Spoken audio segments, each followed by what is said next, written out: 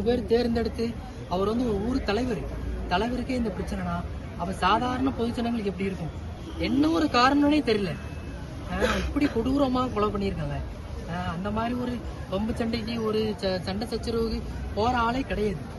கொடூரமா கொலை பண்ணியிருக்காங்க. இதுக்கு பேக்ரவுண்ட்ல ஒரு பெரிய டீம் இருக்கு.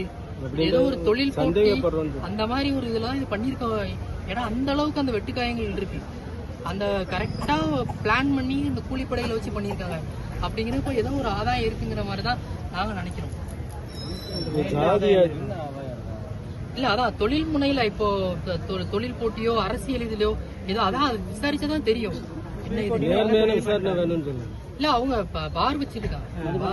பாரு கான்ட்ராக்ட் எடுத்து நடத்திட்டு இருக்காங்க. குடுக்கல் வாங்கல் பிரச்சனைன்னு சொல்றாங்க. அந்த குடுக்கல் வாங்க பிரச்சனையில இவ்வளவு கொடூரமா கொலை பண்ண மாட்டாங்கல்ல, இவ்வளவு அக்கக்காலாம் கொல்ல மாட்டாங்கல்ல. இது வந்து ஒரு கூலிப்படை ஏவி விட்டு பண்ணதுனாலதான் இப்படி பண்ணிருப்பாங்க. இது வந்து சாதிய ரீதியா இருக்கலாம். இல்ல இது வந்து இப்ப சந்தேகம் எங்களுக்கு எதுவுமே இல்லை. ஏன்னா அந்த மாதிரி எங்க மச்சானும் நடக்க கிடையாது. இப்போ ஒருவேளை ஒரு 4 பேர் கூட சண்டை போடுறாரு, ஒரு அடிதடிக்கு போறாருன்னு நம்ம நினைக்கலாம். 2 பேர் அடிச்சிருக்காருன்னா சரி பகை இருக்குன்னு நினைக்கலாம். அந்த மாதிரி ஒரு துளியும் கிடையாது அவர்கிட்ட.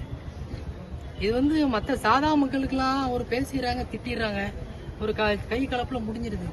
எங்க மக்களை மட்டும்தான் கொள்றாங்க. அது இங்கன்னு இல்ல, ஒரு 10 வருஷம் 20 வருஷம் கிடையாது. இது ஒரு 100 வருஷமா ஒரு 1000 வருஷமா நடந்துட்டு இருக்கு. இது திருச்சியில மட்டும் இல்ல, தமிழ்நாடு ஃபுல்லா இப்படிதான் நடக்கு, இந்தியா ஃபுல்லா இப்படிதான் நடக்கு. எங்க மக்கள் தாழ்த்தப்பட்ட மக்கள், தலித் மக்கள், இவங்களை வந்து இப்படிதான் இது பண்றாங்க. அதாவது எங்களை வந்து ஒரு சின்ன ஒரு ஸ்டெப் வளர்ச்சியடைய விட மாட்டேங்காங்க. லைட்டா முளைச்சா கூட அதை வந்து கிள்ளி எறிஞ்சிடறாங்க. அதுதான் எங்களுக்கு ஆதங்கமா இருக்கு. கோரிக்கை என்னன்னா, இப்போ எங்களுக்கு வந்து இப்போ எங்க மச்சான் இப்படி செஞ்சாரு, அதனால அவருக்கு தண்டனை கிடைச்சிட்டு சாமியா தண்டனை கொடுத்துட்டாரு, நாங்க போயிருவோம். என்ன செஞ்சாரு, என்ன காரணம், எங்க மச்சான் என்ன தப்பு செஞ்சாரு,